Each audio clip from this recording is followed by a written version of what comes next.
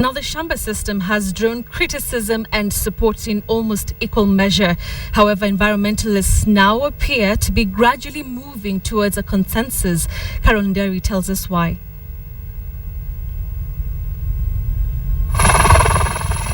The Shamba system might, after all, be making a comeback if the activity at Hombe Forest of Mount Kenya is anything to go by. Rows of potato crops dot the vast land with several tree seedlings in their midst. This, according to the environmentalists, is a new and improved version of the Shamba system. Unlike the previous system, farmers can only cultivate in the forest but not live inside. They are calling this the Peli system, in full the Plantation Establishment Livelihood Improvement Program.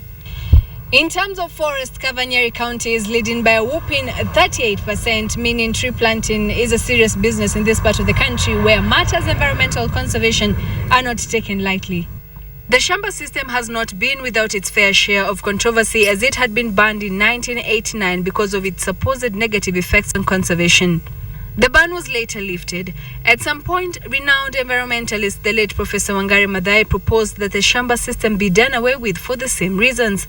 Now, some conservationists have attributed the controversial system to reforestation, which is much needed because Kenya is yet to acquire the 10% required forest cover. So please join our hands so that we can cover the 10% of tree cover that we are aiming at. We need hydro in this country, but it's very important hydropower.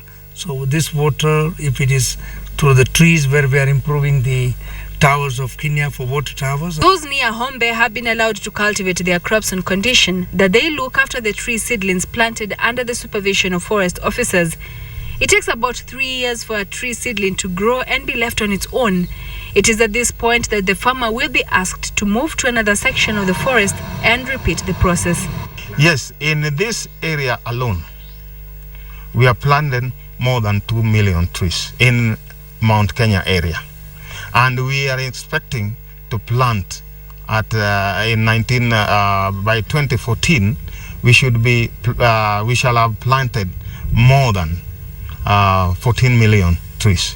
Our biggest problem with planting trees like this are goats, and if a herd of goats get into this field, they're going to eat all our trees in one night. So we always try to say, save the seedlings, eat a goat. So I really want to encourage you all to eat more Naimachoma. David Gishunga harvests about 25,000 sacks of potatoes at the same time look after the forest seedlings. Unaona, kwa chamba moja watu wanapata kutoka 50,000 and above. And also brings ownership, because the farmer ensures that all the trees that are in his or her plot survive. And while Nyeri is leading in forest cover in the country, there is more to be done on the national front so as to mitigate the effects of global warming. Carol Nyeri for KTN at Hombe in Mount Kenya Forest.